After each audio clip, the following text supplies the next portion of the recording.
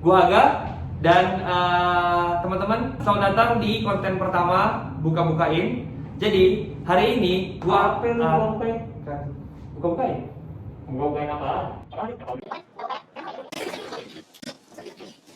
Oke, jadi hari ini gua dan Coco akan unboxing atau buka-buka bareng kiriman yang kemarin dikirim oleh teman kita, ya Espresso Italy, yaitu adalah alat penggiling kopi grinder.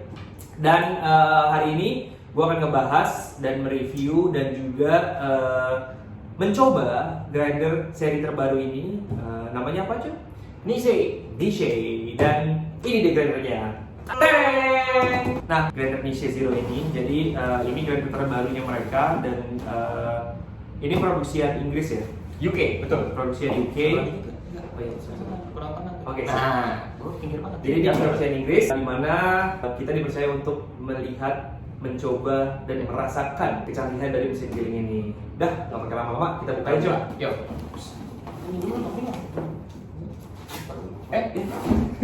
QC pas.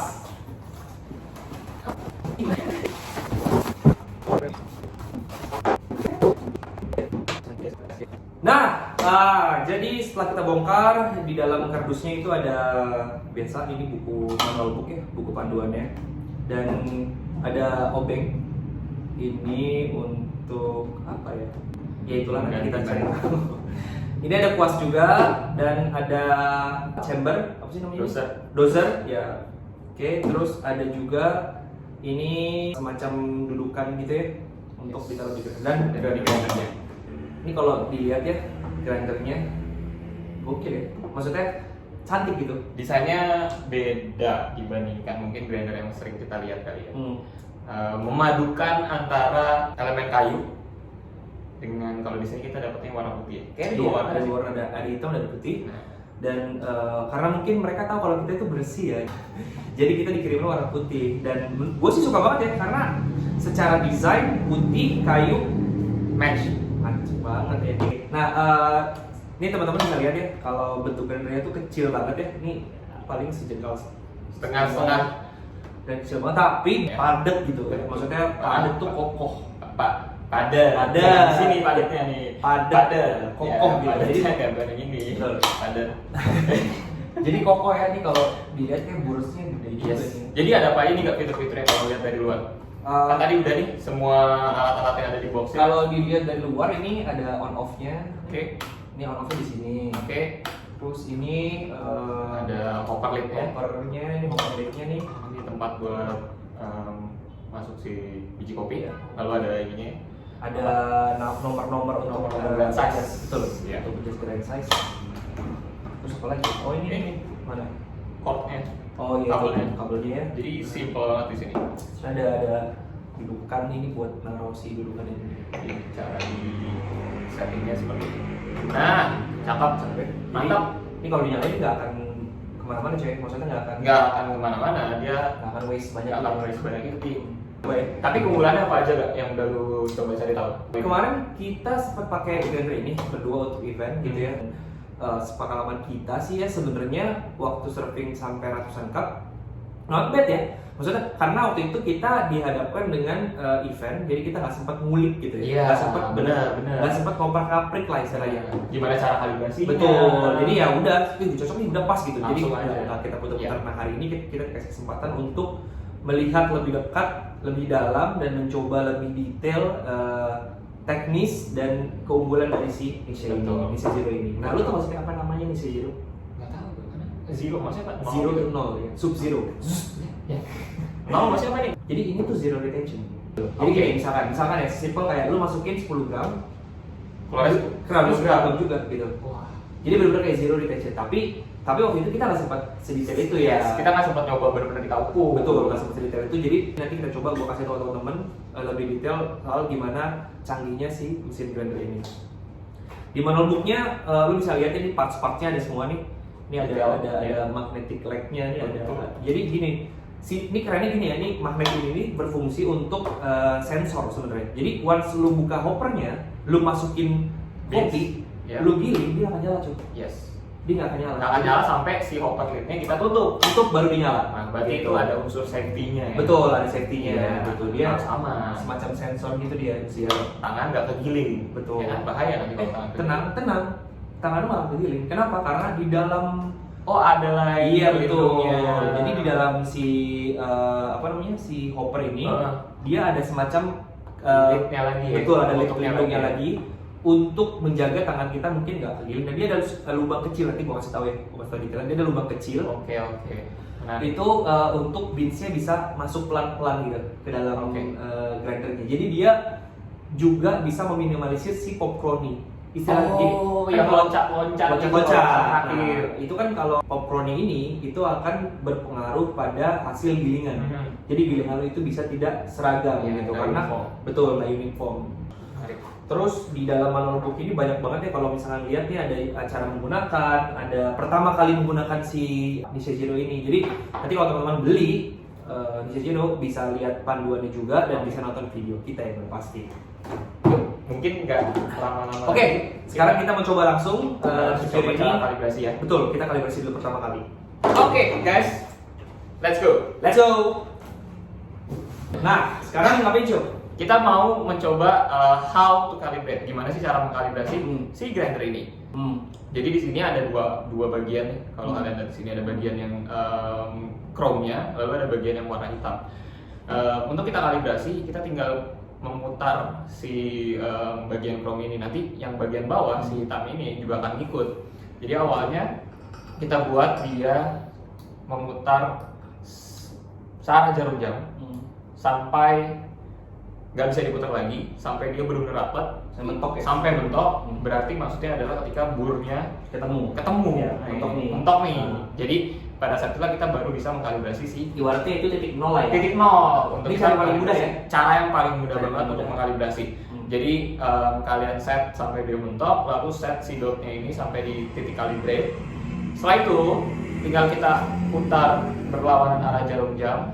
Putarnya juga gampang. Satu putaran dulu untuk kita ngecek. Nah, jadi dari titiknya tadi di tulisan calibrate, satu putaran kita calibrate lagi untuk kita ngelihat hasil gilingannya. Nah, kita ambil sedikit kopi, kita giling. Nah, ini hasil yang pertama. Satu putaran, ternyata pas kita coba hasil groundnya masih halus banget. Kalau gitu kita tinggal putar sekali lagi. Nah, sampai gitu. Oh jauh juga Cuk. satu yang gua notice sih dari grinder ini. Nah, yang hasil kedua partikelnya jadi lebih besar dibandingkan yang pertama. Nah, Misalnya buat V60 ya, apakah kekasaran dikit? masih kekasaran, tapi gampangnya adalah kita coba dulu untuk ke filter drip. Gua ulang ya. Jadi pertama dari calibrate, titik calibrate diputar satu putaran, ya kan? Terus masih halusan, kita putar lagi satu putaran, tetap di titik calibrate lagi, kekasaran. Nah, sekarang kita halusin sampai di titiknya filter drip. Oh, oke, sip, coba. Karena kan kita mau coba menyeduh dengan V60 nih.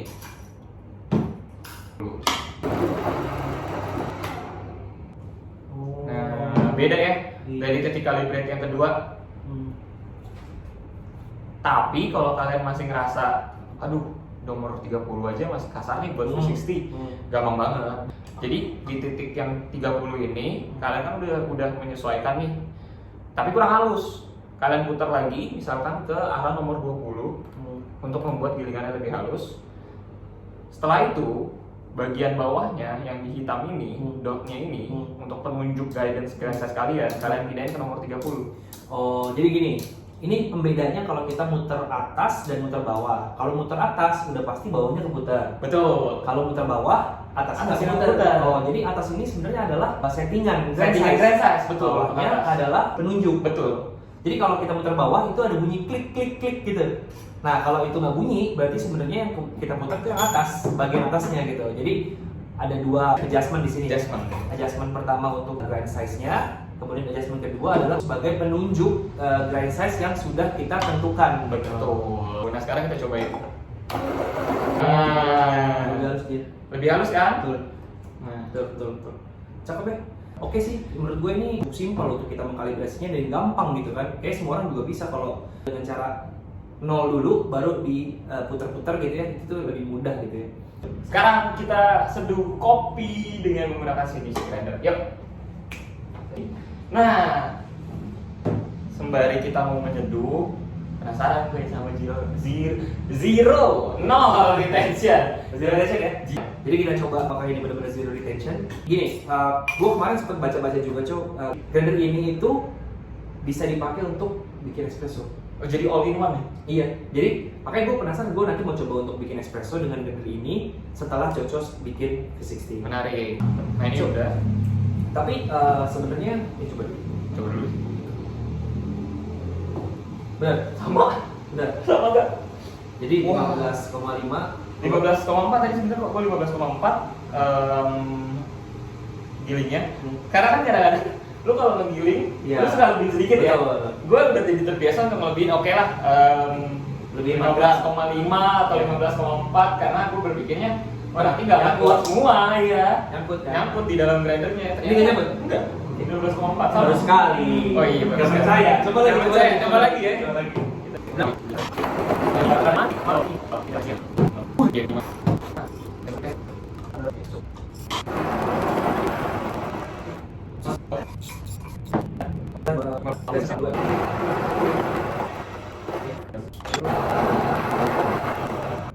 Oke, sip. Kita coba sekarang bikin filter. Boleh. Udah? 14 detik. Not bad lah, 14 detik 14 tuh detik nggak untuk ngegiling satu porsi. Satu porsi. Menurut gua nggak terlalu lama sih. Yang Iya. lihat beberapa review kemarin memang secara speed atau RPM banyak orang yang bilang ini kurang kencang. Gitu.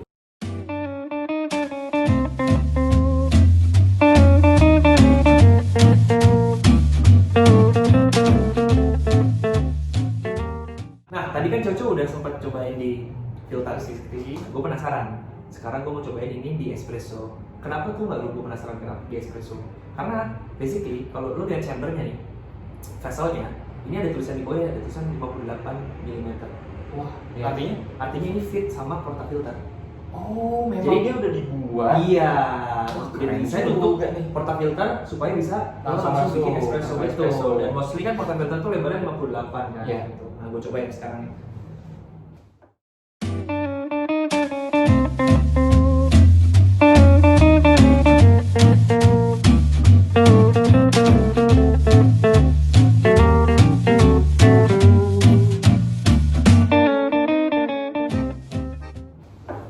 Oke, teman-teman tadi Aga udah nyoba untuk ngegrind espresso grind size terus dibuat Gokil. espresso. Salut, gue sayang banget sama grinder ini. Ini keren sih. Next apa yang kita bahas ini adalah cara ngebersihinnya. Ini yang paling penting sebenarnya. Betul, Benar nggak? betul. Jadi cara bersihnya sebenarnya gini, ini jangan sampai ini tersambung ke listrik, kita cabut dulu. Cabut dulu. Jadi simple aja ini, part-partnya tinggal dicopot-copot semua, bersihin pinggirnya dulu. Bersihin dalamnya itu kita pakai obeng yang tadi ya, ini obeng yang udah disediakan di dalam kardusnya. Kunci Betul, Inggris betul. nih. Ini bukan obeng sih sebenarnya. Kunci Inggris. Kenapa kok bisa kunci Inggris? Dari Inggris. Hah? Dikasih kunci. Oh, Kunci Inggris. Ini kunci Mantul. dari Inggris. Inggris. Karena grinder ini Dari diproduksi Inggris. Inggris, Kasih kunci. Oke, sip. Cakep. Cakep. Nah, sebenarnya caranya gini, sebelum kita buka pakai apa kunci ini, kunci Inggris Kunci ini. Inggris. Ini kita buka dulu nih atasnya. Jadi diputar berlawanan arah jarum jam sampai dia copot. Oh, Kendor. Nah, ini kalau udah copot gini nih, taruh aja di sini. Nah, kemudian kita pakai kunci ini nih. Ini dipakai tangan ditahan aja, terus dibuka ke arah berlawanan jarum jam. Nah, ini kalau udah selesai, nah dia nih. Nah, ini tuh sebenarnya part yang tadi gue bilang tadi, Cok, untuk Oh, yang menahan. betul safety supaya kita nggak masuk ke dalam kita nggak bisa nggak masuk ke dalam grinder, nggak bisa tangan mungkin jari nggak bisa langsung betul gitu kan nggak bisa, ada safety ininya nih, karena kita ada lihat safety ya bukan kitanya ya. betul. Terus yang kedua ini juga fungsinya sebagai tadi untuk Reducing menghindari betul popcorn. popcorn tadi istilah popcorn itu ya. Nah kalau udah kayak gini ini tinggal dibuka aja, coba ditarik. Oh enggak, ini conical Nah, bur ya. ini conical bur kalau dia kan. Oke. Tuh, jadi dia bur satu kayak gini, bur atasnya bur bawahnya dia nempel di dalam sini. Kerucut ya gitu ya Betul, burnya. ini conical bur. Ini simple sih, tinggal gini aja nih ya. Kan kuasanya dikasih ya, nih tinggal Dibersihin residu-residu Betul. kopinya yang masih ada. Betul, bersihin. Atau pakai vakum juga bisa gitu. Yes. Simple sih sebenarnya. Ini juga dibuka dulu. Bersihin semua. Udah gitu doang, cuy. Gampang. Nah tadi kan udah sempet disetting, dikalibrasi sama Coco, dimana tadi itu 1,5 putaran ya? 1,5 putaran. Jadi 2 putaran dikurangin sampai 30. Nah sekarang kita coba coba setelah dibersihin apakah dia masih sama? Masih sama Alright. sebenarnya. Oke. Kita coba lagi. Coba dulu sampai mentok. Ya. Calibrate. Calibrate. Oke, setelah itu kita satu, Kita calibrate. nah, Langsung dua, ke dua. dua, Juga 20. Sap. Tapi si bawahnya Di bawahnya putar ke filter drip. Nah, cakep. Nah, kita coba. Wih, ini sama main tadi sih.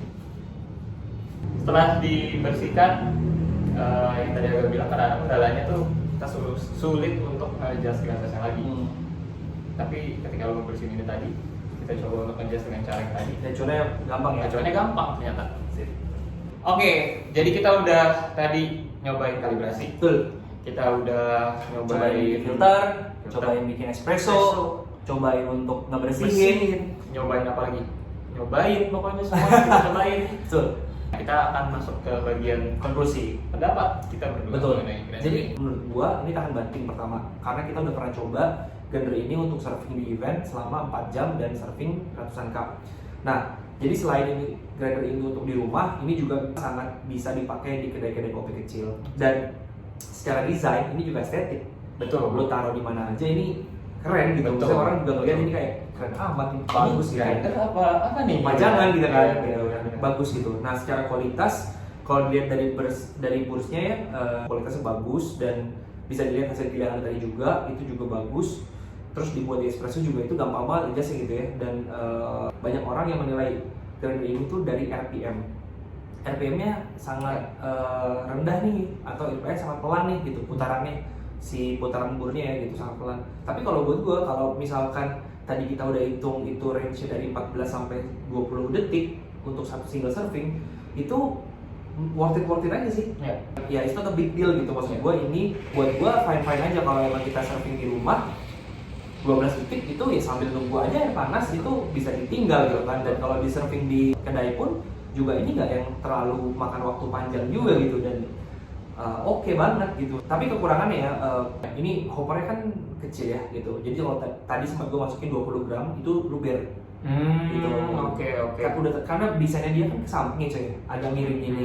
Nah waktu kita masukin beans gitu ya, dia Kalau kan pasti terlalu akan banyak, betul kalau terlalu banyak dia kan selalu akan Ya, landai ke bawah. Iya. gitu kan. Nah, karena itu jadi agak ketumpah-tumpah gitu. Oke. Mungkin kalau bisa dilengkapi dengan hopper yang agak lebih besar sedikit, itu jadi lebih enak gitu. Oke, benar. Setuju sih gue beberapa poin lo.